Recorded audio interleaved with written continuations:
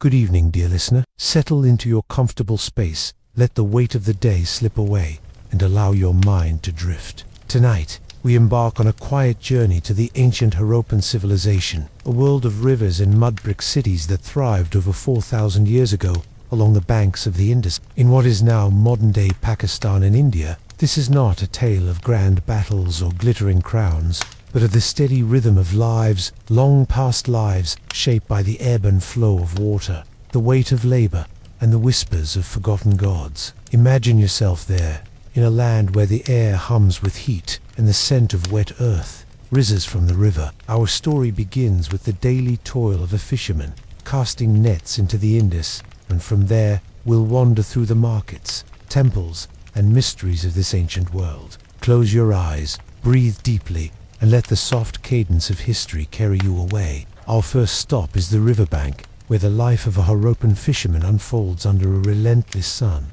Picture yourself standing on the muddy banks of the Indus River. The year is roughly 2500 BCE, and you are a fisherman in the Harappan civilization. The sun beats down, a heavy, golden weight pressing against your bare shoulders. Your feet sink into the cool, squelching mud, the river's edge alive with the buzz of insects and the distant croak of frogs. The air is thick with the scent of damp earth and fish, a briny tamps that clings to your skin. In your hands, you hold a net woven from coarse flax, its fibers rough against your calloused palms, already frayed from countless casts into the swirling current. This is your life, a rhythm as steady and unyielding as the river itself. A constant struggle to pull enough from its depths to feed your family and satisfy the city's demands. Each morning, you rise before dawn, when the sky is still a soft bruise of purple. Your home is a modest mud-brick hut, its walls smooth but cracked from the heat, its roof thatched with reds gathered from the river's edge. Inside,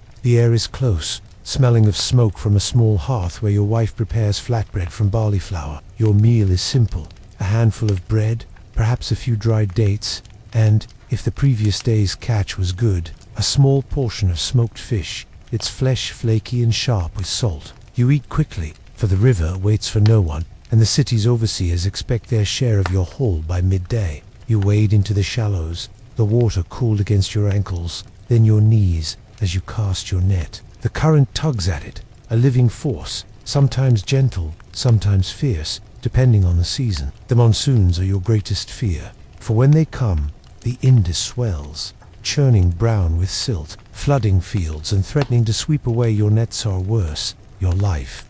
Yet even in dry seasons, the work is relentless. The river teems with carp and catfish, but they are cunning, slipping through the mesh if your throw is not precise. You cast again and again, your arms aching, your back stooped from hours of effort. Mosquitoes swarm, their bites a constant irritation, leaving welts that itch through the night. Reeds prick your hands as you gather them to repair your nets, and the sun's glare leaves your eyes stinging. Your life is bound to the city, perhaps Harappan or Mohenjo-daro, a short walk from the river. The overseers, stern men with clay tablets, record your catch, ensuring the temples and markets receive their due. Taxes are heavy, paid in fish or labor, and failure to meet quotas brings sharp rebukes or extra days mending city walls. You are not a slave, but freedom feels distant when every fish you pull from the river belongs, in part, to someone else. The city's wealth, its towering granaries, its bustling streets rests on the backs of people like you,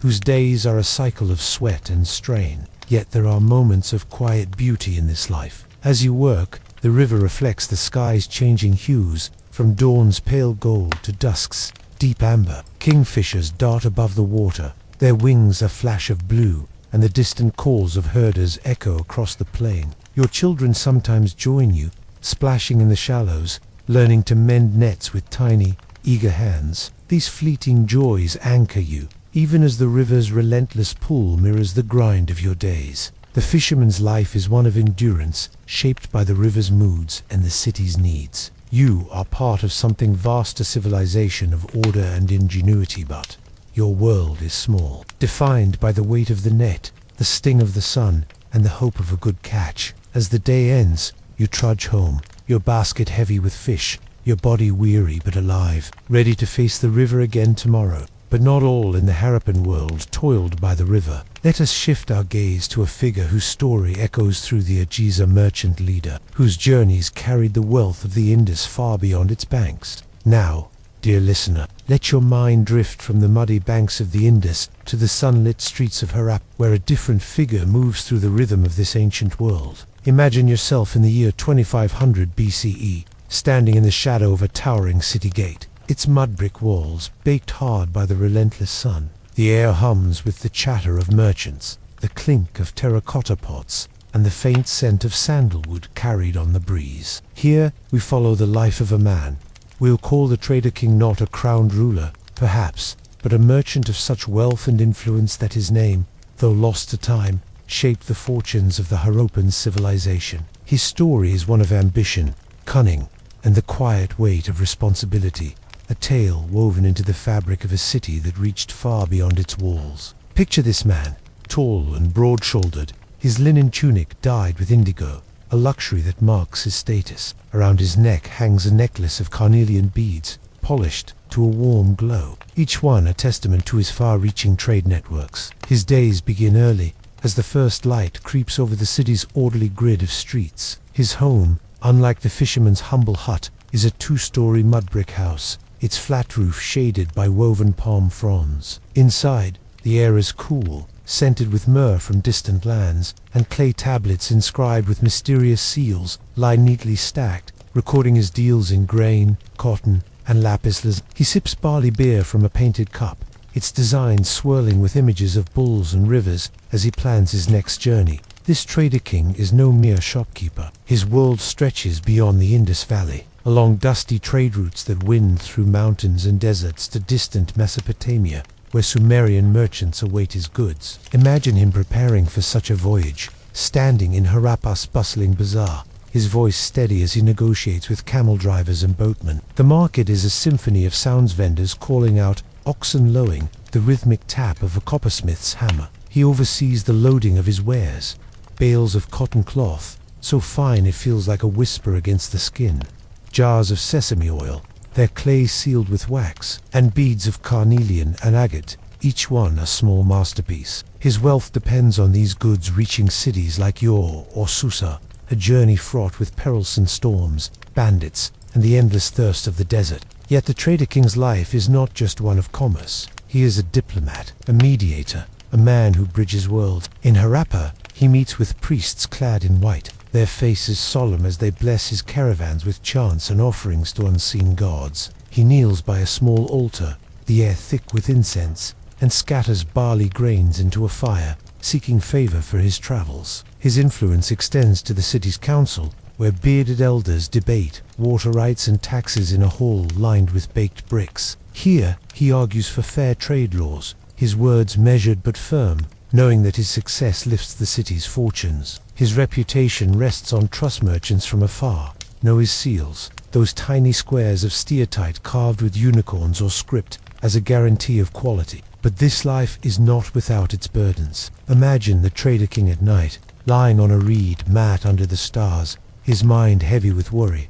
A delayed caravan could mean lost goods. A rival trader in Mohenjo-daro might undercut his prices. A flood could ruin his stored grain. He dreams of distant ports, like Lotho, where his boats dock under the watchful eyes of overseers. He recalls a journey to Dilmun, a fabled island in the Persian Gulf, where he traded for pearls and copper, the sea's salt crusting his beard. These memories are tinged with pride, but also exhaustion, for each venture risks his fortune and his family's future. His family, too, is part of his story. Picture his wife, a woman of quiet strength, managing the household and weaving cotton so fine it rivals the best of Mesopotamia. She oversees servants, tallies goods on clay tokens, and teaches their children the art of trade, how to weigh goods with stone weights, how to spot a flawed bead. His eldest son, barely a man, joins him on shorter trips, learning the routes and the languages of traders from afar. Yet the trader king knows his son may face a changing world, where rivers shift and cities falter, a shadow of uncertainty that haunts his success. The trader king's life is a delicate balance, a thread connecting Harappa to the wider world. His caravans carry not just goods, but ideas, new tools, new stories, new ways of seeing the world. Yet his days are long, his responsibilities endless, and the weight of his ambition is a quiet burden. As you imagine him walking Harappa streets, his sandals slapping against baked clay, you see a man whose legacy is written not in stone but in the fleeting exchanges of a civilization now silent. But beyond the Trader King's bustling world lies a deeper enigma, one etched into the very earth of the Harappan realm. Let us turn now to the sands of Dolavia, where massive reservoirs hold secrets that still puzzle those who study the past. Now, dear listener, let your mind drift from the crowded streets of Harappa to a quieter, more enigmatic place. Imagine yourself standing on a windswept plain. The year is 2300 BCE, and you are in a Harappan city carved from the arid heart of what is now India's Kutch Desert. The air is dry, carrying the faint scent of dust and sun-baked stone. Around you, the city hums soft as children laugh in the distance. A potter's wheel hums, and the wind whispers across the flat rooftops. But your eyes are drawn to something extraordinary. Vast reservoirs, their stone walls stretching across the landscape like silent sentinels. These are the Dolavira reservoirs, marvels of engineering and mystery, their purpose as elusive as the shadows that pool within their depths. Let us wander their edges, exploring the secrets they hold and the questions they leave unanswered, as the steady rhythm of this ancient world carries you deeper into rest. Picture the reservoirs, a series of rectangular basins hewn from living rock,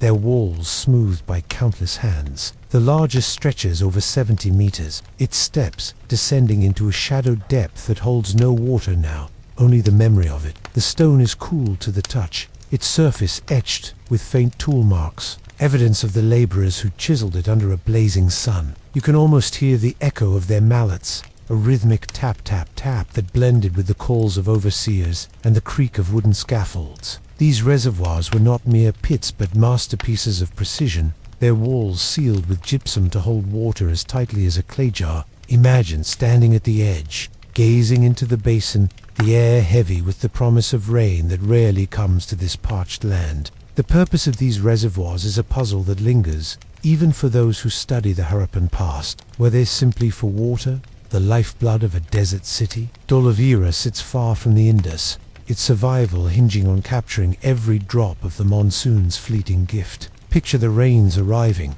a rare and thunderous event, the sky darkening as water pours into these stone basins, transforming them into shimmering mirrors under the clouds. Farmers and priests would have gathered, their voices raised in thanks to gods whose names we no longer know, their hands cupping the precious liquid. The reservoirs could store enough to sustain thousands through the long, dry months, feeding fields of wheat and cotton, filling jars in every home. Yet there is more to these structures than mere utility. Some whisper they were sacred, places of ritual where the Harappans sought to honor the forces of water and earth. Imagine a priestess, her linen robe fluttering in the breeze, descending the stone steps to scatter offerings, perhaps shells or barley entu. The reservoir's depths. The water reflects torchlight at dusk, a flickering glow that seems to pulse with divine presence. Seals found nearby, carved with images of rivers and mythical beasts, suggest the Harappans saw water as more than sustenance. It was a bridge to the divine, a gift from deities who ruled the seasons. Could these reservoirs have been temples in their own right, where the act of storing water was a sacred duty, binding the city to its gods? But there are other possibilities, each as tantalizing as the last. Perhaps the reservoirs were a defense against floods, channeling excess monsoon waters away from Dolavira's streets. The city's planners, with their love of order, laid out streets in perfect grids, their homes equipped with drains that rival modern designs. The reservoirs, then, might have been a safeguard, their walls guiding water to protect the city's heart. Or could they have been symbols of power, built to our visitors from distant lands? He imagined a trader from Mesopotamia,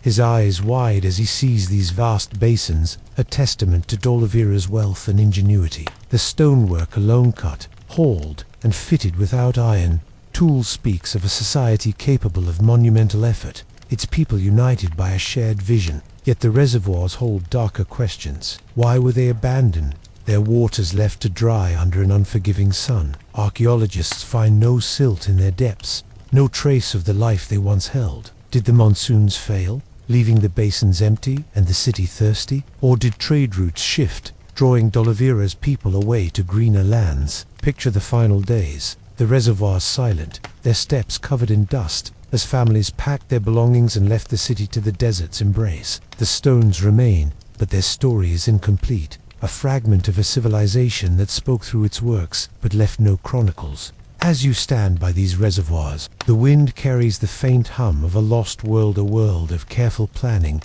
quiet devotion, and relentless survival. The mystery of De la Vira's reservoirs endures, a testament to the Harappan's ingenuity and the fragility of their existence. They built to last, yet time and sand have claimed their secrets, leaving us to wonder at the lives that once circled these stone giants. But not all in the Harappan world toiled by rivers or reservoirs. Let us turn now to the artisans, those who shaped beauty from stone and clay, living a life of skill and status in the heart of the city. Now, dear listener, let your mind drift from the silent reservoirs of De la Vira to the heart of a bustling Harappan city, perhaps around 2500 BCE. The air is warm, tinged with the faint scent of fired clay and sesame oil, and the streets hum with the soft clatter of daily life. Picture yourself standing in a shaded courtyard, the sun filtering through a lattice of palm fronds above. Here, you are no longer a fisherman struggling by the river, but an artisan beadmaker of renown, crafting treasures that travel from the Indus Valley to the distant markets of Mesopotamia. Your life is one of skill, status, and quiet pride, yet it carries its own burdens, woven into the rhythm of a city that thrives on your creations. Settle in and let this world of craftsmanship and order unfold, carrying you deeper into the gentle embrace of history. Imagine your home, a 2-story mud brick house, its walls smooth and cool to the touch, its flat roof a place to sleep under the stars on hot nights. Unlike the fisherman's cramped hut, your dwelling is spacious, with a private well in the courtyard, its water drawn up in a terracotta bucket. The air inside smells of drying herbs, and the faint temps of minerals carnelian, agate, and lapis lazuli, stacked in neat piles, waiting to be shaped. Your family shares this space. Your wife spins cotton thread, her spindle worries softly. Your children play with clay tokens, learning the shapes of seals that mark your trade. At dawn, you breakfast on fresh flatbread, smeared with date paste, and perhaps a rare treaty yogurt thickened with honey, a luxury your status affords. Your workshop is a small room off the courtyard, its floor dusted with stone chips and clay dust. Here, you sit cross-legged, a low wooden table before you, surrounded by tools of bone and flint. Your hands, steady from years of practice, work a carnelian bead, its surface glowing like embers under the morning light. You chip it into a perfect sphere, then drill it with a bow drill, the hum of the string a soothing counterpoint to the city's distant sounds, cartwheels creaking, vendors calling, the lowing of oxen. Each bead takes hours, sometimes days, for the Harappans demand perfection. Your work is not just craft, but art, destined for the necks of nobles or the trade ships bound for Sumer. The seals you carve, etched with unicorns or cryptic signs, are your signature, marking your goods as trusted across vast distances. Your life is governed by the Guild, a council of artisans who meet in a shaded hall near the city's citadel. Picture yourself there, the air heavy with the scent of sandalwood incense, as elders in linen robes discuss quotas and quality. The Guild ensures your beads meet the city's standards, their weight and polish measured against stone weights, as precise as any modern scale. You respect their authority, but it comes with pressure, a deadline, and your status falters. Produce a flawed bead, and the Guild's disapproval stings more than a fisherman's empty net. Yet the Guild also protects you, securing your place in the market and ensuring your wares reach distant lands. You've heard tales of your beads adorning a Mesopotamian priestess, a thought that fills you with quiet pride as you polish another stone. Your days are not all toil. Imagine walking through Mohenjo-Daro's streets, their baked brick paths laid out in a grid as orderly as a woven mat. You pass a great bath, its walls gleaming, a nod to priests who bless your work with murmured prayers. The market is your second home, a place of color and noise, where you trade surplus beads for cloth or spices. You linger at a potter's stall, admiring a jar painted with fish and waves, its curves echoing the river's flow. Sometimes you join festivals, standing among neighbors as drums beat and dancers sway, offering clay figurines to gods whose names are lost to us. These moments of connection, brief but warm, anchor your life amid the demands of your craft. Yet your status brings burdens. The city's overseers, with their clay tablets and stern gazes, expect your finest work for temples and trade. A single mistake, a cracked bead, a misaligned seal could cost you a season's earnings. You worry about your apprentices, young men eager but clumsy, whose errors reflect on you. And there are whispers of change. Rivers shifting, trade routes faltering, markets growing quieter. At night, you sit by your hearth, the fire casting shadows on the walls, and wonder if your children will inherit your craft, or face a world where cities like yours fade into dust. The artisan's life is one of precision and privilege, a contrast to the fisherman's struggle, yet no less demanding. Your hands shape beauty, your beads carry the Harappan name afar, but the weight of expectation is ever present. As you work, the steady rhythm of your drill, the soft clink of stones, becomes a kind of lullaby, tying you to a civilization that thrives on order and skill. But beyond the artisan's courtyard lies another craft, one that leaves its mark not in markets, but in the very records of trade and time. Let us turn now to the delicate art of seal carving, where tiny stones tell stories of a civilization's soul.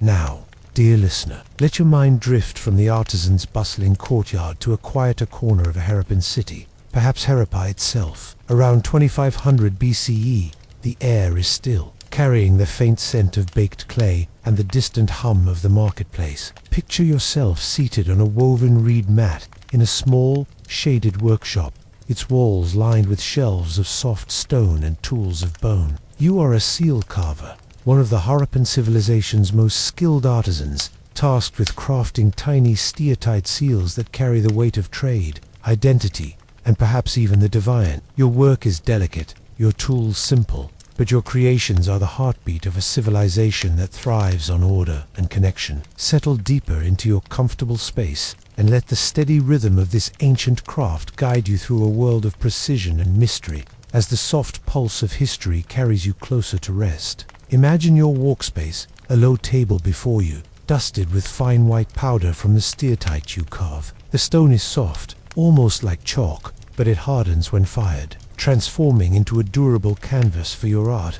In your hand, you hold a flint blade, its edge sharp enough to etch the finest lines. Nearby, a small clay lamp flickers, its flame casting a warm glow across your work, mingling with the scent of burning sesame oil. The seal you're carving is no larger than your thumb, a perfect square, its surface waiting for the image you'll bring to life: a unicorn, perhaps, or a humped bull, its head lowered as if grazing an unseen field. Each line you cut is deliberate, the result of years of practice, your fingers moving with a rhythm as steady as the Indus River itself. The process begins with choosing the stone, a task that requires a keen eye. You walk to the city's edge, where traders bring steatite from distant quarries, their carts creaking under the weight. You select each piece carefully, feeling its texture, ensuring it's free of cracks. Back in your workshop, you shape the stone with a copper saw, its teeth biting slowly into the soft surface. The sound of faint,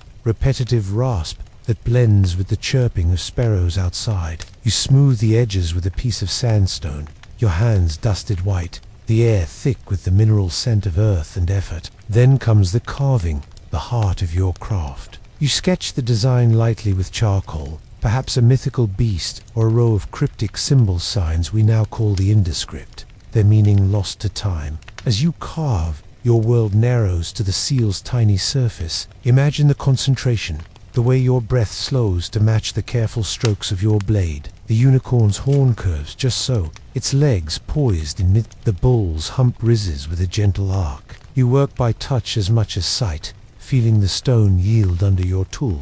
Mistakes are costly, a slip of the flint could ruin days of work, and the guild's overseers are yet there's a quiet joy in this precision, a sense of creating something eternal. Once carved, you fire the seal in a small kiln, its heat transforming the soft steatite into a glossy, enduring surface. You coat it with a glaze of alkali, giving it a sheen that catches the light, and sometimes inscribe a final touch, a single symbol, perhaps your mark, tying your labor to the city's legacy. These seals are more than art. They are the lifeblood of Harappan trade. Picture a merchant, like the trader king we met, pressing your seal into wet clay to mark a bale of cotton or a jar of oil. These clay impressions travel across deserts and seas. Two cities like Yor or Dilmun, carrying the Harappan name. The seals are small but mighty, symbols of trust in a world where goods change hands over vast distances. Some seals bear only symbols, rows of signs that might name a person, a clan, or a god. You've heard priests use them in rituals, pressing them into offerings of barley or clay, as if sealing a pact with the divine. You wonder about these sins due.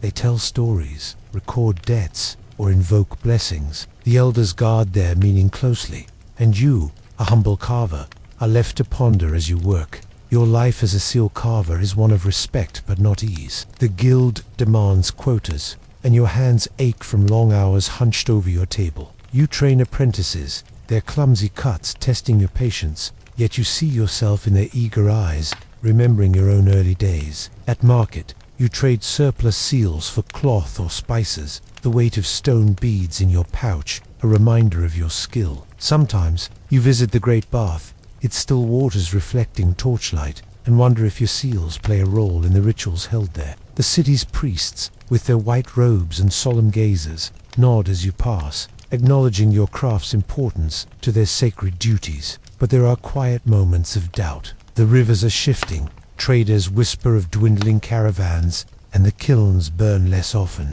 You lie awake at night, the air heavy with the scent of cooling clay, wondering if your seals will outlast the city itself. Your children, learning to carve beside you, may inherit a craft that fades with the monsoons. Yet as you work, the soft scrape of flint on stone becomes a kind of meditation, a rhythm that ties you to the countless hands that built this civilization. Your seals, small and unassuming, carry the weight of a world. Their images and signs are silent language spoken across millennia. From the delicate work of the seal carver, let us now step into a grander creation, a monument that stands as a testament to Harappan ingenuity and faith. Picture yourself before the great bath of Mohenjo-daro, its waters still and sacred, waiting to reveal its story. Now, dear listener, let your mind drift from the seal carver's quiet workshop to a place of grandeur and mystery in the heart of Mohenjo. Around 2500 BCE, the air is warm, heavy with the scent of baked brick and the faint dampness of water. Picture yourself standing on a raised platform,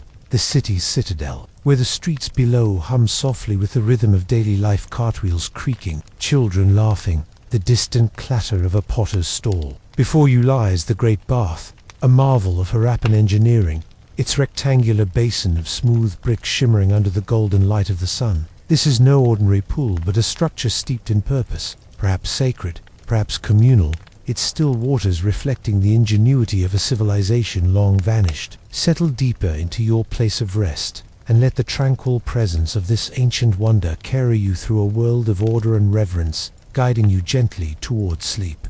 Imagine the great bath, its dimensions vast, yet precise, 12 meters long, 7 meters wide, and nearly 2 meters deep. The walls are built of tightly fitted mud bricks, each one laid with care, sealed with a layer of a tarlac substance that makes the basin watertight, as if crafted to hold the river itself. You run your hand along the edge, the brick smooth and cool despite the midday heat, its surface worn by countless footsteps. Broad steps descend into the basin, inviting you to imagine wading into its depths, the water lapping gently against your ankles, its surface rippling with the breeze. The surrounding platform is lined with smaller rooms, their doorways shadowed, perhaps once used by priests or bathers preparing for rituals. The air carries a faint echo of chants, the memory of voices raised in devotion, though now only the wind whispers through the empty spaces. Building this bath was a feat of collective will. Picture the laborers, men and women like the fishermen we met,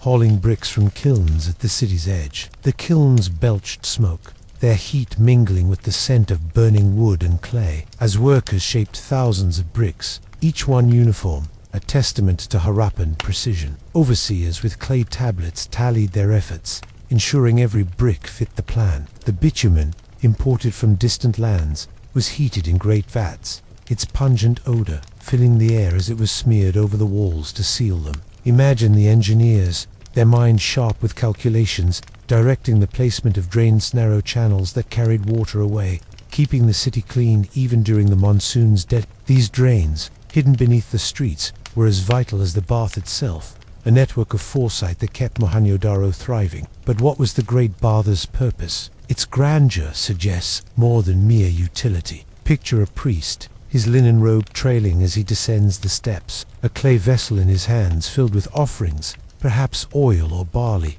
perhaps something more sacred. The water, drawn from a nearby well, is clear, reflecting torchlight at dusk, its surface a mirror for the stars. Some believe the bath was a place of purification, where Harappans cleansed themselves before rituals, their bodies and spirits made ready for the gods. Others see it as a communal space, where families gathered during festivals, their laughter mingling with the splash of water. Imagine standing among them, the air thick with incense, as drummers beat a slow rhythm and dancers moved in patterns now lost to time. The bath's size, its central place on the citadel, suggests it was a heart of the city, a place where the sacred and the social intertwined. Yet there are other possibilities, each as intriguing as the last. Could the Great Bath have been a reservoir, storing water for the dry season, much like Dolavira's basins? Its depth and ceiling suggest it could hold water for months, sustaining the city when rains failed. Or perhaps it was a symbol of power, a monument to ADO traders from afar. Imagine a visitor from Suma, his eyes wide as he gazes at the bath's perfect lines. Its bricks a silent boast of Harappan wealth. The surrounding rooms, with their small hearths and benches, hint at preparations perhaps for bathing, perhaps for rituals we can only guess at. Some scholars even wonder if the bath was linked to trade, a place to wash goods or purify merchants before they entered the city's markets. The bath's silence now is as profound as its presence then. Picture it in its final days, the water drained, the steps covered in dust. As Mohenjo-daro's people left for reasons we may never fully know, the bricks remain, their edges softened by time, but the voices that once filled this space are gone. Archaeologists have walked these steps, their tools unearthing no answers, only more questions. Was the bath a temple, a public work, or both? Did it hold water for the body or the soul? As you imagine standing by its edge,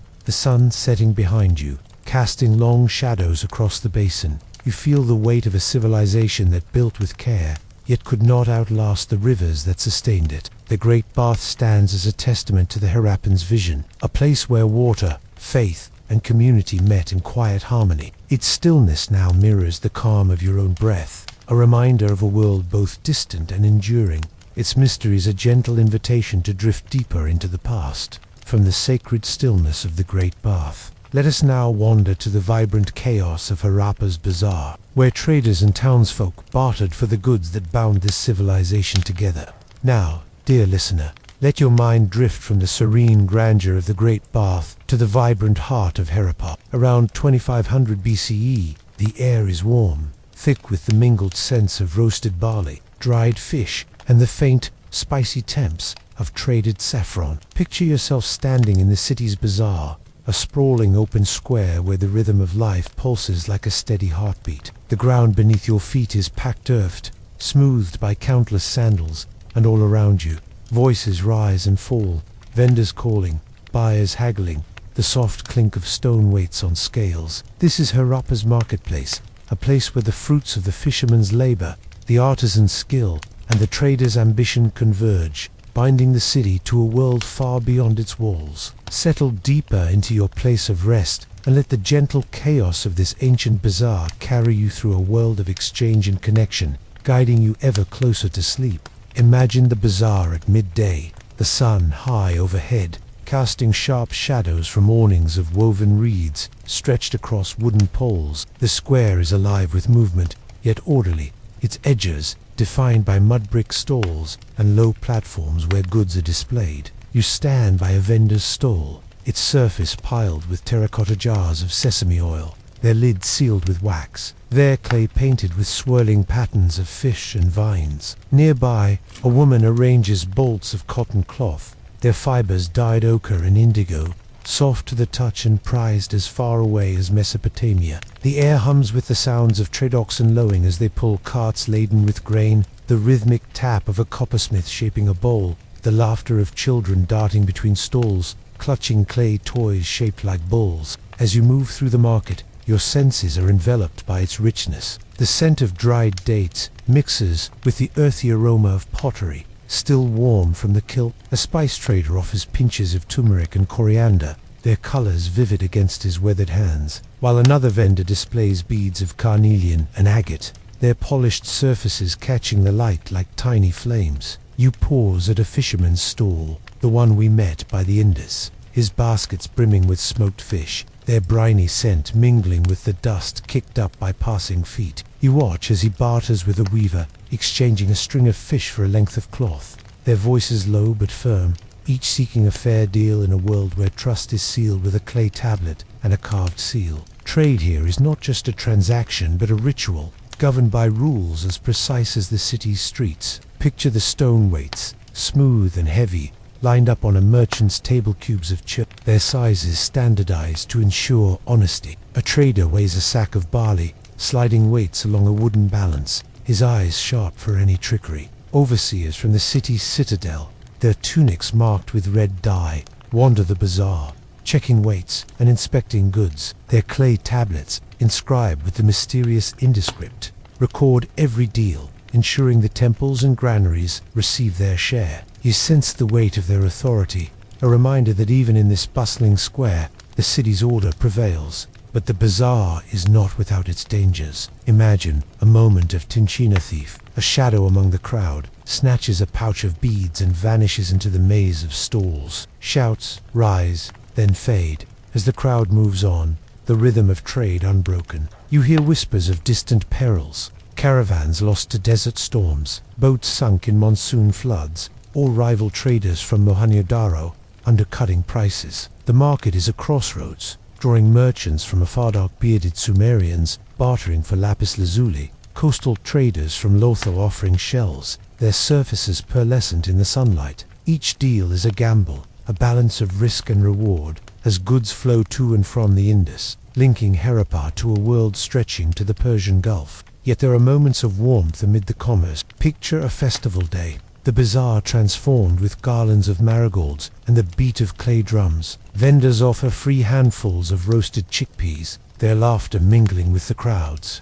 Families gather, their tunics bright with dye, sharing stories of harvests and you join them, sitting on a low wall, the stone warm beneath you, as a storyteller recounts tales of rivers and guards, his voice a soothing drone that blends with the market's hum. These moments of connection, fleeting but vivid, remind you that the bazaar is not just a place of trade, but a heart of community, where lives intersect in the shadow of the city's walls. The bazaar's rhythm slows as dusk falls, the air cooling, the sense of spices and smoke softening. Merchants pack their goods, their movements deliberate, as lamps flicker to life, casting golden pools across the square. You linger, watching a trader seal a deal with a clay impression. His seal won, you recognize a unicorn, carved by the artisan we met, its horn sharp against the soft clay. The bazaar is a tapestry of effort and exchange, a place where the fisherman's catch, the artisan's beads, and the trader's ambition weave together, sustaining a civilization that thrives on connection. As you imagine the last vendors departing, their voices fading into the twilight, you feel the gentle pull of a world both distant and enduring, its rhythm a quiet lullaby for your thoughts. From the vibrant bustle of Harappa's bazaar, let us now turn to a quieter realm, where stories are not traded but carved into the culture itself. Picture the unicorn seals, their images whispering myths of a civilization's soul, waiting to unfold their tale. Now, dear listener, let your mind drift from the bustling chaos of Harappa's bazaar to a quieter, more contemplative space around 2500 BCE.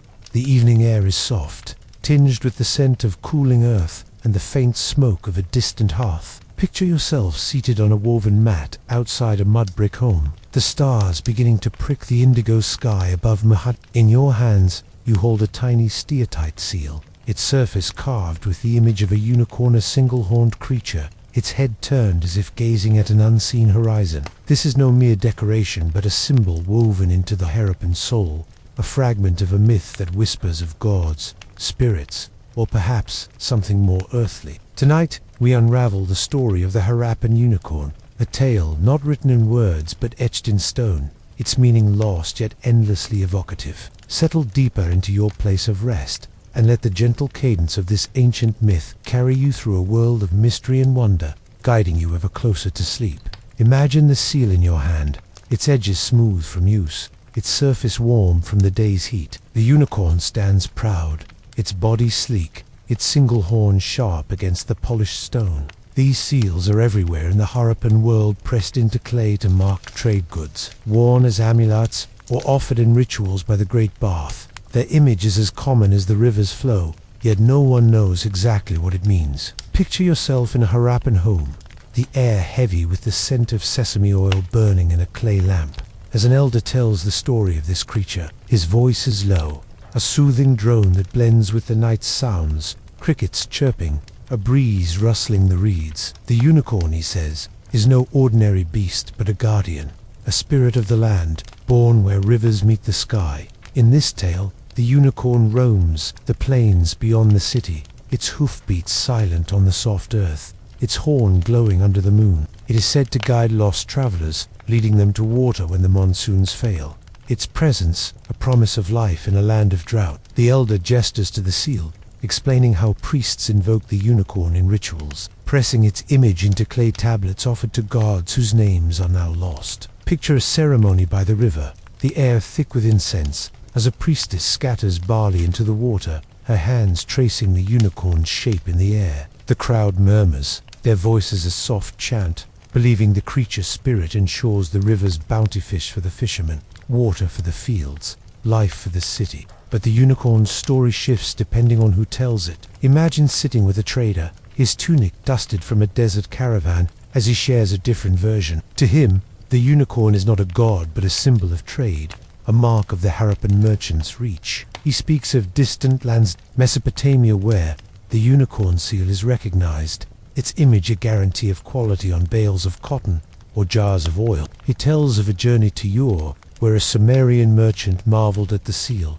calling it the emblem of a people who tame rivers and deserts alike. The trader's eyes gleam with pride, but his voice remains soft, recounting how the unicorn binds Harappa to a wider world, its image a bridge across seas and sands. Yet another tale emerges, this one whispered by a potter in the market, her hands shaping clay as she speaks. She believes the unicorn is a totem, a protector of clans, its horn a sign of unity. Picture her workshop, the air warm with the scent of wet clay, as she describes how families carve the unicorn on their hearths, believing it wards off misfortune. She tells of a time when drought struck, and villagers gathered around a fire, offering clay unicorns to the flames, their prayers rising with the smoke. The potter's story is one of community, of a symbol that ties families to the land, to each other, and to the unseen forces that govern their lives. These stories, though varied, share a common thread. The unicorn is more than an image. It is a reflection of the Harappan world, a civilization that thrives on order, trade, and reverence for the natural world. Imagine the seal carvers we met, their flint blades etching this creature with care, knowing its power to mark goods, bless rituals, or unite clans. The unicorn appears on hundreds of seals, sometimes alone, sometimes with trees or altars, its form unchanging across centuries. Yet its meaning remains a mystery. Was it a god, a spirit, a clan emblem, or simply a mark of identity? Scholars today ponder the seals, their cryptic signs undeciphered, their stories locked in stone. As you hold the seal, its weight slight but significant. You feel the pulse of a civilization that spoke through images rather than words. Picture the elder finishing his tale, his voice fading as the fire dies to embers. The night is quiet now, the stars bright above Mahanyodaro, and the unicorn seems to linger in the air, a guardian of a world both vivid and elusive. The myth of the Harappan unicorn is not one story but many, a tapestry of belief and imagination that binds the fisherman, the trader, the artisan, and the priest in a shared dream. As you imagine the seal resting in your hand, its unicorn gazing into eternity, you feel the gentle pull of a civilization that left its mark not in words, but in the quiet beauty of its creations. From the mythic whispers of the unicorn, let us now turn to the lives of those who shaped our open society in ways both seen and unseen. Picture the women of this ancient world, their hands weaving the threads of family, faith, and resilience. Now, dear listener, Let your mind drift from the mythic unicorn's silent gaze to the heart of Harappan homes and streets. Around 2500 BCE, the air is soft, carrying the faint scent of freshly baked flatbread and the earthy warmth of mud brick walls cooling in the evening. Picture yourself standing in a narrow lane of Mohenjo-daro, where the sounds of daily life weave a gentle tapestry, children's laughter, the rhythmic thump of a loom, the splash of water drawn from a well. Here, we turn our focus to the women of the Harappan civilization, whose lives, though often overshadowed by the grander tales of trade and temples, were the threads that held this society together. From weavers to priestesses, from mothers to market vendors, their stories are woven into the rhythm of a city that thrived on their resilience and skill. Settle deeper into your place of rest, and let the quiet strength of these ancient women guide you through a world of duty and dignity, carrying you ever closer to sleep. Imagine a woman named Lila, though her true name is lost to time. She lives in a modest mud brick house, its walls smooth and warm, its courtyard shaded by a single acacia tree. The air inside is heavy with the scent of sesame oil and drying herbs, a faint haze of smoke curling from the hearth where she kneads barley dough. Each morning, Leela rises with the dawn, her hands moving with practiced ease as she prepares flatbread for her family. Her husband, perhaps a fisherman like the one we met, is already at the river, and her children, 2 boys and a girl, play nearby, shaping clay into tiny figures that echo the seals of the city. Lila's life is one of constant motion, a rhythm of tasks that bind her home to the larger world of Mohammed. Her primary craft is weaving, a skill passed down from her mother. Picture her seated at a wooden loom, its frame worn smooth by years of use, as she weaves cotton into cloth so fine it feels like a breeze against the skin. The threads, dyed with madder root and indigo, glow in shades of red and blue, their colors vivid in the morning light. Her fingers move deftly, the loom's thump a steady beat that blends with the city's home cartwheels creaking, vendors calling in the distance. The cloth she weaves is not just for her family but for the bazaar, where it fetches a good price, perhaps even reaching the hands of a Mesopotamian trader. Lila takes pride in her work, knowing each bolt carries her skill across seas and deserts, a quiet legacy woven into every thread. But Lila's role extends beyond the loom. She is a keeper of the household, managing stores of grain and oil in terracotta jars, their lids sealed with clay to keep out pests. She tallies goods with clay tokens, her fingers tracing their shapes, a system as precise as the city's streets. When her husband returns with his catch, she helps smoke the fish, the air thick with the briny scent, ensuring enough is preserved for lean times. She teaches her daughter to spin thread, her voice soft but firm, passing down the knowledge that sustains their family. These moments of teaching, of working side by side, are filled with a quiet warmth, the bond of shared labor tying mother to child in a world where every task matters. Not all women in Harappa live as Lila does. Picture another woman, a priestess, her linen robe adorned with shell beads, her hair bound with a woven band. She serves in a temple near the Great Bath, her days spent in rituals we can only imagine. The air in the temple is cool, scented with myrrh and the faint dampness of sacred water. She carries a clay figurine, perhaps of a mother goddess, its curves echoing the fertility of the land. She scatters barley or pours oil into a fire, her chants blending with the murmur of worshippers, seeking blessings for the city's fields and rivers. The figurines found in Harappan, ruined women with wide hips and elaborate headdresses, suggest such priestesses held a revered place, their roles tying the spiritual to the everyday. In the bazaar, other women shine. Imagine a vendor, her stall piled with pottery painted with fish and vines, her voice calling out to pass. She barters with confidence, exchanging her jars for beads or spices, her sharp eyes catching any attempt to cheat. Unlike the women of later civilizations, Harappan women seem to move freely in public spaces, their presence in markets and workshops a sign of a society less rigid than those that followed. Some women, widows perhaps, run their own households, managing trade or crafting seals, their independence, a quiet defiance of the constraints that would bind women in other times and places. Yet their lives are not without struggle. Picture Lila at dusk, her hands sore from weaving, her back aching from carrying water. The monsoons, when they come, flood the streets, threatening her home stores. Droughts are worse, leaving the wells low and the market quiet. She worries for her children, who may face a world where the city's order falters. The priestess, too, bears burdens. Her rituals a constant plea for divine favor in a land where nature is both giver and taker. Even the vendor faces risks, thieves in the market, or the loss of a season's wares to a broken kill. These women, like the fisherman and artisan, are bound to the city's rhythm, their lives a delicate balance of skill, faith, and endurance. As you imagine Lila by her loom, the priestess by her altar, or the vendor in the market's glow, you see a society shaped by women's hands as much as men's. Their work spinning, praying, bartering wove the fabric of Harappan life. Their presence, a quiet strength that endures in the clay figurines and woven threads they left behind. The city hums around them, its streets a testament to their labor, its spirit carried in their stories. As the night deepens, the air soft with the scent of cooling earth, their lives invite you to drift deeper into the past, their rhythm a gentle lullaby for your thoughts. Pause briefly, then transition softly from the resilient lives of Harappan women. Let us now turn to a different kind of strength, one forged in the face of unseen threats. Picture the docks of Lothal, where warriors stood guard to protect the lifeblood of trade,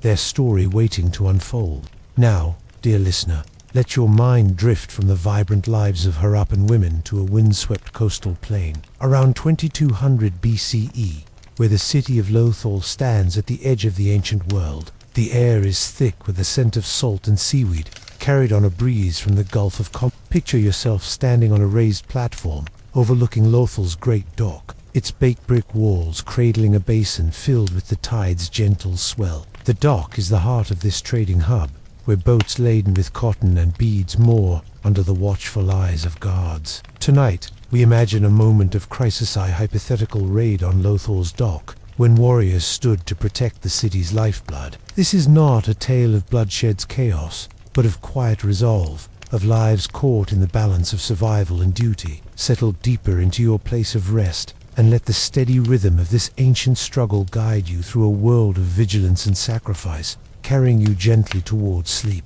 Imagine the dock at dusk, the sky a soft bruise of purple and gold, the water reflecting the last rays of sunlight. The basin, vast and rectangular, is a marvel of engineering, its walls sealed with bitumen to hold the tide, its gates controlling the flow of water like the breath of the city itself. Boats bob gently, their hulls crafted from reeds and wood, loaded with jars of oil and bales of cloth, bound for distant Dilmun or Megan. The air hums with the sounds of evening ropes creaking, waves lapping, the low voices of dockworkers tallying goods. But there's a tension tonight, a stillness that feels heavier than usual. Whispers have reached Lothal of raiders nomads from the hills, or rival traders. Their intentions unclear, but their threat real. The dock, the artery of Lothal's trade, is their target, and you, a guard, stand ready to defend it. Picture yourself clad in a simple linen kilt, a bronze dagger at your side, its blade glinting faintly in the torchlight. Your weapon is not for conquest, but protection, a tool of last resort in a civilization that seems to shun large-scale war. The Harappans built no grand fortifications, their cities open, their strength in order rather than arms. Yet Lothal's dock is too vital to leave unguarded. You stand on a low rampart, your eyes scanning the horizon where the river meets the sea. The air carries the faint temps of pitch from the boats, mixed with the salty breath of the tide. Beside you, other guardsmen and perhaps women, their faces weathered by sun and wine-gripped spears of hardwood, their tips sharpened but rarely The city trusts you to keep its wealth safe, a duty that weighs as heavily as the bronze in your hand. The raid comes at night, under a moon veiled by clouds. Imagine the first signs of flicker of movement in the reeds, the soft crunch of footsteps on the gravel beyond the dock. The raiders are shadows, their numbers small but their intent clear, to seize the goods stacked in the warehouses, the cotton and beads the fuel of Thal's trade. You raise a warning call, your voice low but urgent, and the dock stirs to life. Torchbearers light fires, their flames casting a golden glow across the water, while others rally with slings and stones. The clash is brief, a flurry of shouts and flung missiles, the air sharp with the crack of stone against wood. The raiders, caught in the open, falter and retreat, their figures melting back into the darkness. No lives are lost, or so you hope, for the Harappans value peace, and the aftermath is quiet, the dock's rhythm restored by dawn. This defense, though imagined, reflects the Harappan world's understated strength. Picture the morning after, the dock bustling again as if untouched by the night's tension. Fishermen, like the one we met, unload their catch, their nets heavy with carp. Traders, descendants of our trader king, tally goods on clay tablets, their seals pressed into soft clay. The dock's walls, unmarred, stand as a testament to the city's foresight, their bricks laid with the same precision as the great baths. Archaeologists find little evidence of warfare in Harappan, yet the dock's importance made it a target. Its wealth, a beacon for those beyond the city's reach. As a guard, your life is one of vigilance, not valor. You spend long hours patrolling the dock, your sandals scuffing the brick, your eyes straining against the glare of the sun on water. You know the stories of distant Port Stillman, where pearls gleam, Mesopotamia, where rivers mirror the Indus. You've seen the seals, carved with unicorns, that mark Lotho's goods, and you take pride in protecting them. But there are moments of doubt, when the river's flow weakens or trade slows, and you wonder if the city's prosperity will endure. At night, you sit by a small fire, the air cool with the scent of salt, sharing bread with fellow guards, their stories of home a quiet comfort. The defense of Lotho's dock, though fleeting, is a reminder of the Harappan world's delicate balance. The city thrives on trade, its docks a lifeline to Ferrif lands. But that wealth requires protection, a duty borne by those who stand watch in the twilight. As you imagine the dock's waters stilling under the stars, the guards returning to their posts, you feel the pulse of a civilization that guards its heart with quiet resolve, its rhythm a gentle lullaby for your thoughts. From the tense vigilance of Lotho's dock, let us now turn to a realm of knowledge and care, where the Harappans tended to both body and city with remarkable ingenuity. Picture their systems of sanitation and medicine, a testament to their foresight and faith. Now, dear listener, let your mind drift from the tense, watch over Lotho's dock, to the orderly streets of a Harappan city. Around 2500 BCE, the air is warm, carrying the faint scent of damp earth and the distant murmur of flowing water. Picture yourself walking along a narrow lane, its baked brick pavement smooth under your sandals, flanked by mud brick homes with high walls. Beneath your feet, hidden from view, runs a network of drains, their channels carrying away the city's waste with a precision that rivals the modern world. This is the realm of Harappan sanitation and medicine, where care for body and city intertwined, reflecting a society that valued cleanliness as much as commerce. Settle deeper into your place of rest, and let the steady rhythm of this ancient ingenuity guide you through a world of order and healing, carrying you gently toward sleep. Imagine standing at the edge of a street, where a small drain emerges from a house, its clay pipes fitted so tightly that not a drop of water seeps through. The drain, covered with flat bricks, channels wastewater into a larger conduit beneath the road, a marvel of engineering that keeps the city clean even during the monsoon's day. The air carries a faint, clean scent of water, a contrast to the muddy temps of the river's edge, where our fishermen toiled. These drains are everywhere, snaking through Mohenjo-daro's grid, connecting homes, workshops, and even the great bath, to a system that sweeps waste to the city's outskirts. Picture the laborers who built this network, their hands shaping clay pipes, their backs bent under the weight of bricks, their work ensuring the city breathes free of filth. The Harappan's obsession with cleanliness is evident in every home. Step into a courtyard, its floor swept smooth, where a private well stands, its rim worn by the daily pull of ropes. The water, drawn in a terracotta bucket, is cool and clear, used for drinking, cooking, and bathing. Imagine a family bathing in a small room, its floor sloping to a drain, the water carrying away dust and sweat. These bathing rooms, found in many homes, are a testament to a culture that saw cleanliness as vital, perhaps even sacred. The air in these rooms is damp, tinged with the scent of wet clay, and the sound of water splashing is a quiet counterpoint to the city's hunket wheels creaking, voices calling from the bazaar. But the Harappan's care extended beyond sanitation to the healing of the body. Picture a healer, perhaps a woman, her hands steady as she grinds herbs in a stone mortar, its surface worn smooth by years of use. The air in her workshop is rich with the sense of neem turmeric and dried coriander, their earthy notes mingling with the faint smoke of a clay lamp. She prepares a poultice, mixing herbs with water from a sacred well, her movements deliberate, guided by knowledge passed down through generations.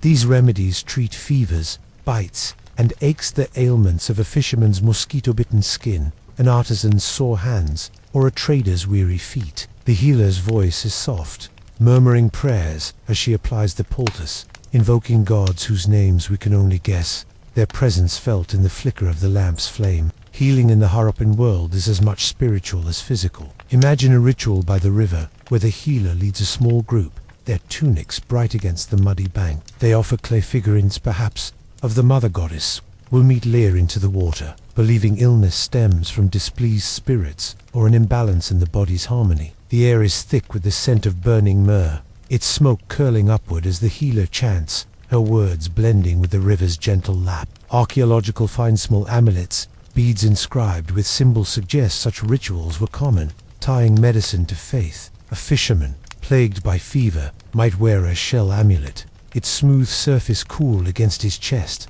hoping it wards off the unseen forces that sicken him. Yet the Harappan's approach to health was not all mysticism. Picture a marketplace stall, where a healer sells clay jars of herbal pastes, their lids sealed with wax, their contents labeled with a single etched sign. These remedies, found in ruins, hint at a system of knowledge, perhaps recorded on perishable materials now lost. The healer might advise a diet of barley and dates to strengthen the body, or a bath in the great Bath's sacred waters to cleanse both skin and spirit. The city's sanitation, with its drains and wells, was itself a form of medicine, preventing the diseases that plagued other ancient societies. Imagine walking past a public latrine, its brick structure discreetly tucked at the street's end, its drain carrying waste away, ensuring the air remains clean. But even this careful system had its limits. Picture a season of drought, when wells ran low and the air grew heavy with dust. The healer's herbs could do little against hunger,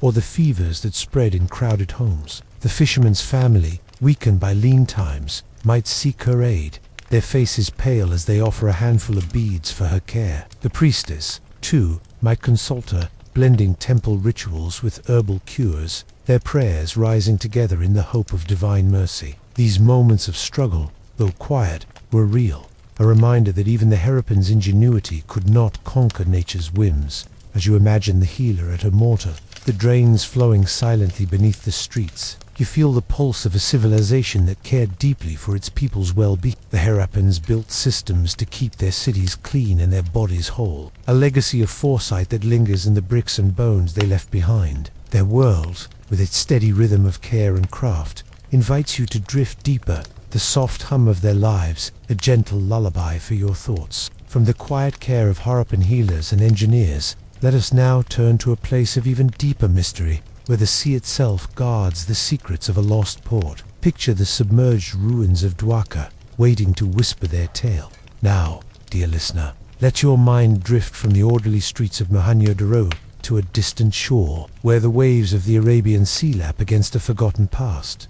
Around 2200 BCE, the air is cool, carrying the sharp temps of salt and the faint, briny scent of seaweed drying on the rocks. Picture yourself standing on a sandy beach near the ancient city of Dwarka, in what is now India's Gujarat coast, the horizon stretching endlessly before you. Beneath the waves, hidden in the ocean's depths, lie the ruins of a port that may have been a vital outpost of the Harappan civilization, a place of trade, ambition, and mystery. Tonight, we explore the lost port of Dwarka, its submerged stones, whispering tales of a world swallowed by time and tide. Settle deeper into your place of rest, and let the gentle rhythm of this ancient enigma carry you through a world of exploration and wonder, guiding you ever closer to sleep. Imagine the port in its prime, its harbor bustling with reed boats bobbing on the tide, their hulls sealed with pitch to brave the sea's swell. The shoreline is alive with activity fishermen like the one we met, mend nets in the shade of palm trees, their hands nimble despite the salt crusting their skin. Merchants, descendants of our trader king, oversee the loading of cargo, jars of sesame oil, bales of cotton cloth, and strings of carnelian beads, all destined for distant lands like Dilmun or Megan. The air hums with the sounds of trade ropes creaking, waves crashing, the low voices of dock workers tallying goods on clay tablets. The port is smaller than Lotho's Grand Dock, but no less vital. its wooden piers extending into the sea like fingers reaching for the horizon. Now, picture the ruins as they are today, hidden beneath the waves. Discovered by archaeologists diving through murky waters, the sea floor is scattered with stone blocks, their edges softened by centuries of currents, their surfaces encrusted with barnacles. Divers trace the outlines of walls, perhaps the remnants of warehouses or homes, their shapes blurred but unmistakable. Anchors of stone, carved with holes for ropes, lie half buried in the sand, hinting at ships that once moored here. The water's cool, its currents a gentle caress, but it guards its secrets fiercely. The air above is filled with the cry of gulls, their calls a faint echo of the port's lost voices, as if the sea itself mourns the city it claimed. The mystery of Dwarka lies in its very existence. Was it truly a Harappan port, an outpost of their vast trade network? The submerged ruins, dated to around 2000 BC, align with the Harappan era, their stonework echoing the precision of Mohenjo-daro's bricks. Imagine a Harappan engineer, his tunic dusted with sand, directing the construction of these walls, his calculations ensuring they withstand the tide's pull. The port's location, at the mouth of a river, made it a gateway to the sea, linking the Indus Valley to the Persian Gulf. Seals found nearby, etched with unicorns and script, mirror those of Harappa, suggesting Dwarka was part of the same world, its boats carrying the same goods that fueled the trader king's wealth. But why did Dwarka vanish beneath the waves? Picture a time when the sea began to rise, its waters creeping higher each year, driven by shifting rivers or melting glaciers far away. The people of Dwarka would have watched, helpless, as their homes and piers were swallowed, the air thick with the scent of salt and loss. Families packed their belongings, clay pots, woven mats, strings of bead sand moved inland, their footsteps fading on the shore. Some scholars whisper of a catastrophe, a great flood that engulfed the port, its memory preserved in later Indian myths like those of Krishna's sunken city. Others see a slower decline, as trade routes shifted and the river's mouth silted up, leaving Dwarka isolated, its docks abandoned to the sea's embrace. Imagine standing on the shore at dusk, the waves whispering against the sand, as you ponder these possibilities. The ruins, now explored by divers with air tanks and torches, offer clues but no answers. Pottery shards, their surfaces painted with fish and waves, lie scattered among the stones, their patterns matching those of Harappan. A stone anchor, half buried, speaks of voyages that may have reached Oman or Bahrain, carrying the unicorn seals we met earlier. Yet the Indus script etched on these artifacts remains silent, its meaning locked away. Was Dwarka a thriving port, a sister to Lotho, or a smaller outpost? Its role exaggerated by later legends. The sea guards its truth, its currents a gentle barrier between us and the past. As you imagine the waves lapping over Dwarka's ruins, the air soft with the scent of salt, you feel the weight of a civilization that reached for the sea but could not hold it. The lost port is a fragment of the Harappan story, a reminder of their ambition and their fragility. Picture the last boat departing, its sail a pale speck against the horizon, as the city sank into silence. The mystery of Dwarka endures, its stones a quiet testament to a people who built with care, only to be claimed by the tides. As the night deepens, the sea's rhythm becomes a lullaby, its gentle pulse carrying you deeper into the past, where history whispers softly in the dark. Pause briefly, then transition softly from the submerged secrets of Dwarka. Let us now turn to a moment of celebration, where the Harappans gathered by the river to honor the gods who sustained their world. Picture a festival, its rituals alive with offerings and hope waiting to unfold. Now, dear listener, let your mind drift from the submerged ruins of Dwarka to the lush banks of the Indus River. Around 2500 BCE, where the Harappan world pauses to honor forces greater than itself. The air is warm, heavy with the scent of wet reeds and the faint sweetness of burning incense. Picture yourself standing on a gentle slope by the river, the water glinting under a sky painted with the hues of dusk's soft pinks and golds fading to twilight's deep blue. Around you, a crowd gathers, their tunics dyed in ochre and indigo, their voices a low murmur, blending with the river's steady flow. This is a festival for the gods, a moment when the Harappan's fishermen, artisans, traders, and priestesses come together to offer thanks for the river's bounty and seek blessings for the seasons ahead. Settle deeper into your place of rest, and let the tranquil rhythm of this ancient ritual carry you through a world of devotion and community, guiding you gently towards sleep.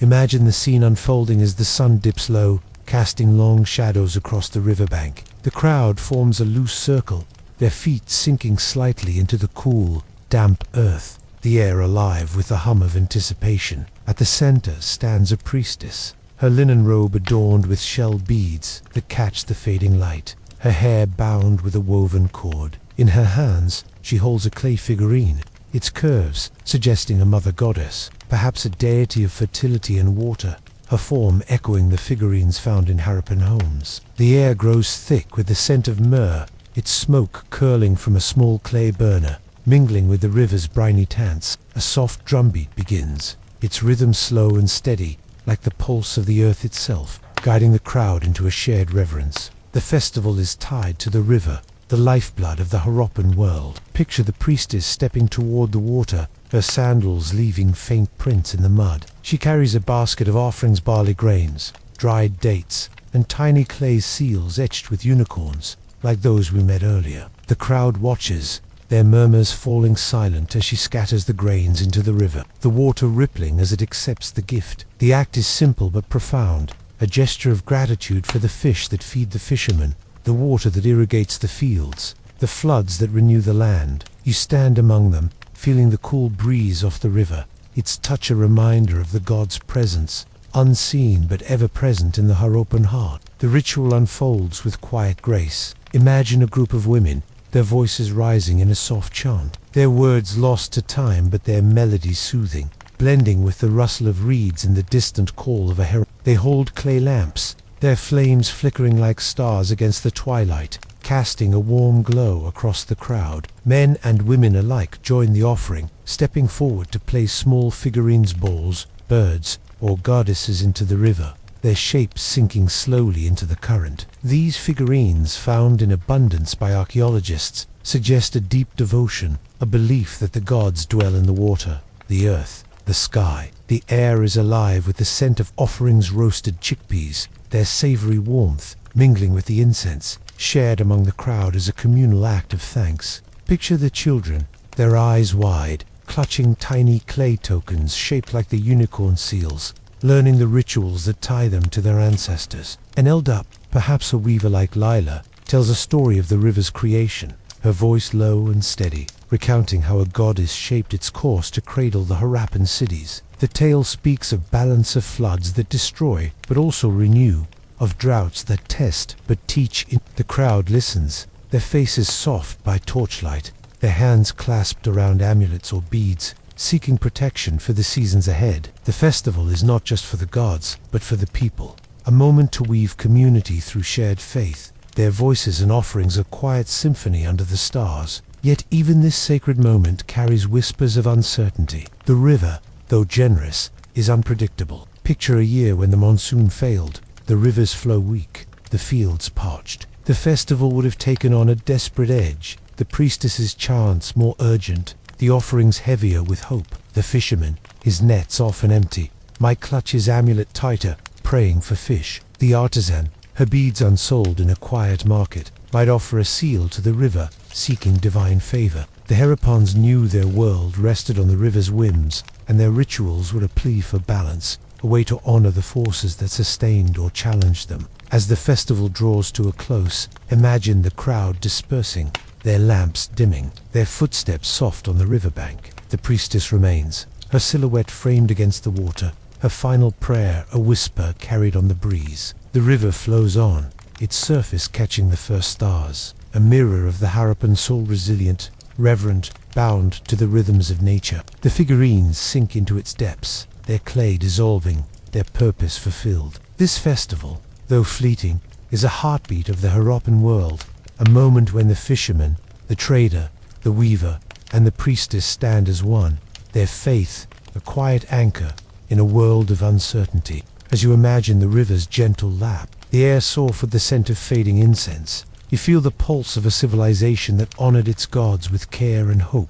The festival's rhythm lingers, a soothing echo of a people who lived by the water's grace, their devotion a gentle lullaby for your thoughts. From the sacred rites by the river, Let us now turn to the twilight of this great civilization, a time when its cities began to fade, leaving only whispers in the dust. Picture the decline of the Harappan world, its story waiting to unfold. Now, dear listener, let your mind drift from the vibrant festival by the Indus to a time of subtle change, around 1900 BCE, when the Harappan world began to slip into shadow. The air is dry, carrying the scent of dust and the faint, lingering warmth of baked brick cooling in the twilight. Picture yourself standing on a hill overlooking Mohenjo-daro. Its once bustling streets quieter now. The hum of the bazaar softened, the glow of lamps fewer in the dusk. The Harappan civilization, with its orderly cities and far-reaching trade, is fading, not in a blaze of destruction, but in a slow, almost imperceptible drift, like sand slipping through an open hand. Tonight, we explore the decline of this ancient world, a story of shifting rivers, waning trade, and silent cities. Woven with the lives, we've met fisherman, trader, artisan, and priestess. Settle deeper into your place of rest, and let the gentle rhythm of this fading world carry you through a tale of endurance and loss, guiding you softly towards sleep.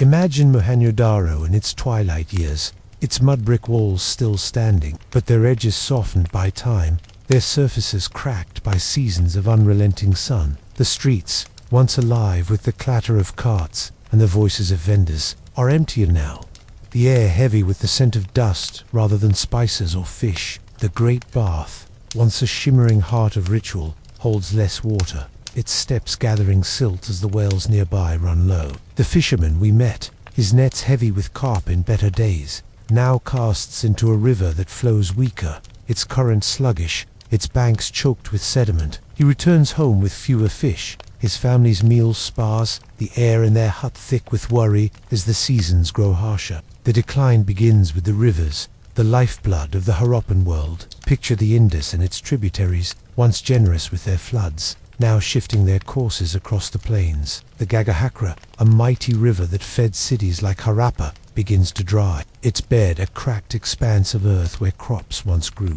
Imagine farmers, their hands calloused from plows, standing helpless as fields of wheat and cotton wither under a relentless sun. The monsoons, once a reliable gift, become erratic, some years too heavy, flooding homes and washing away stores. Others too weak, leaving the reservoirs of Delavira empty, their stone walls stark against the desert. The air carries a faint, bitter scent of parched soil, a reminder of nature's changing whims. Trade, the pulse of the Harappan economy, falters too. Picture the trader king, his caravans once laden with cotton and beads, now returning with fewer goods from Mesopotamia. The markets of Ur and Dilmun grow quiet, their demand for Harappan wares dwindling as new routes bypass the Indus Valley. In Harappa's bazaar, the stalls we visited are sparser, the vibrant colors of cloth and spices replaced by dust and empty spaces. The artisan, her beads once prized in distant lands, finds fewer buyers, her workshop silent as her apprentices seek other trades. The seals she carves,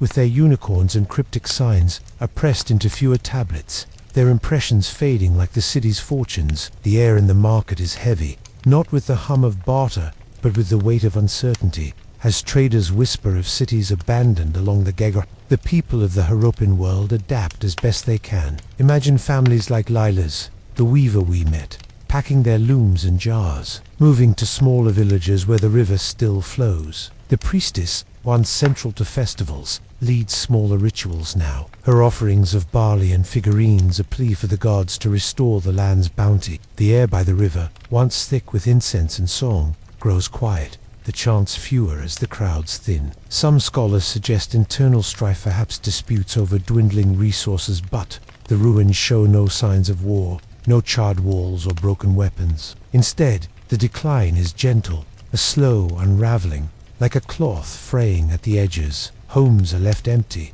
their hearths cold, their drains clogged with dust. Picture the final days of Mohenjo-daro, its streets nearly silent, the great bath a dry basin under a grey sky. Families depart, their footsteps soft on the baked brick paths, carrying clay pots and woven mats to new homes beyond the city's reach. The fisherman, his nets now mended for the last time, joins a village downstream, where fish are still plentiful. The artisan, her beads packed in a basket, seeks a new market, her skills a spark of hope in a fading world. The priestess, perhaps the last to leave, offers a final prayer by the river, her voice a whisper against the wind, the air heavy with the scent of fading myrrh. The cities Harappa, Mohenjo-daro, Dolavirá, left to the dust, their bricks enduring but their voices stilled. Archaeologists find these ruins, their orderly streets a testament to a civilization that planned with care but could not outlast the river's retreat.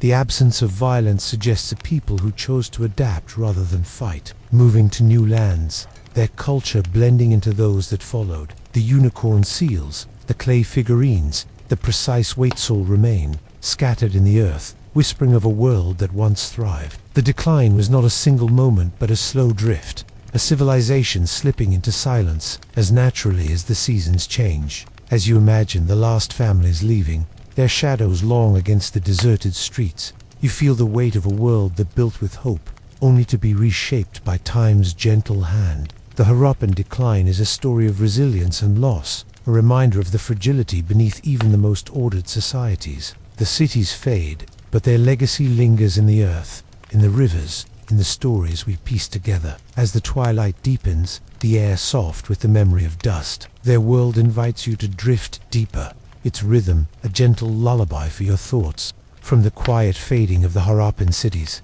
let us now turn to their enduring legacy, a thread that weaves through time to touch the present. Picture the echoes of this ancient world, waiting to unfold in the lands of South Asia today.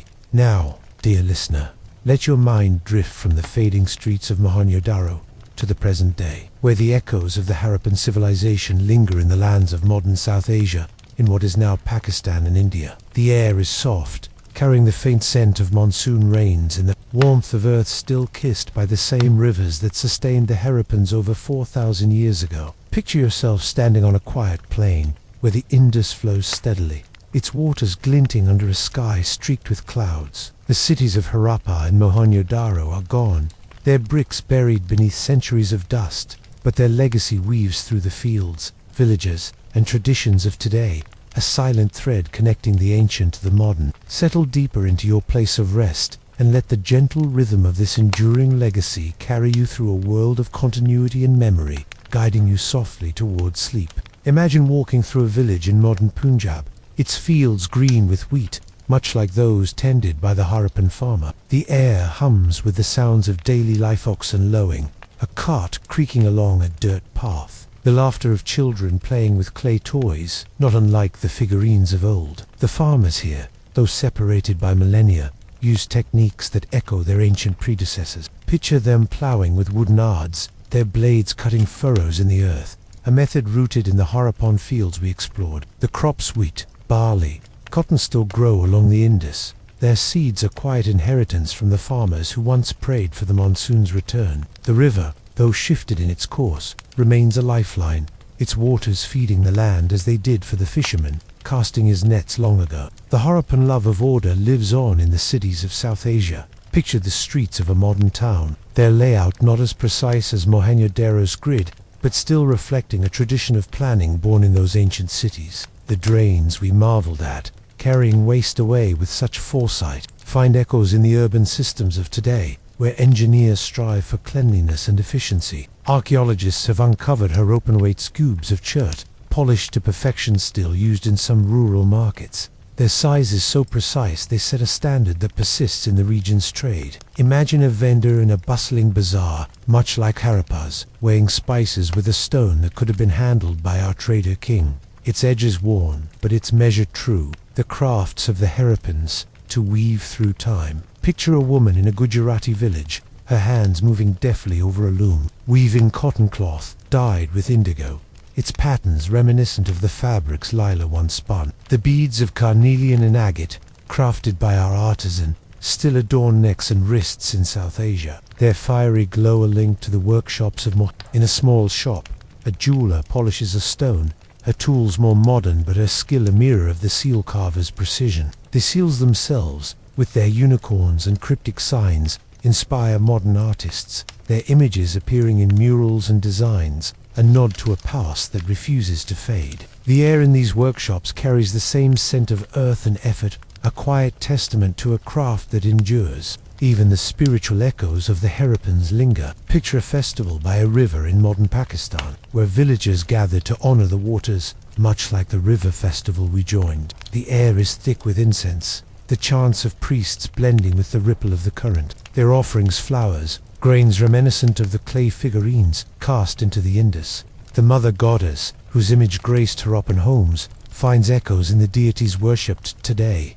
Her curves and strength reflected in icons of fertility and protection. The unicorn, that mysterious symbol, appears in folk tales. Its single horn, a spark of imagination that ties modern stories to ancient seals. The air at these gatherings is warm, alive with the same hope that drove the priestess's prayers, a belief that the land and its rivers are sacred. Yet the Harappan legacy is not just in objects or rituals, but in the spirit of resilience. Picture the people of South Asia today, farming, trading, building, much as their ancestors did. The fishermen's struggle, the artisan's skill, the traders' ambition. They live on in the farmers who coax crops from dry soil, the weavers who spin cloth for distant markets, the merchants who navigate global trade. The Harappans faced a world of shifting rivers and fading cities, yet their knowledge survived, passed down in the tools, crops, and stories of those who followed. Imagine a scholar in a modern library, poring over Harappan artifacts,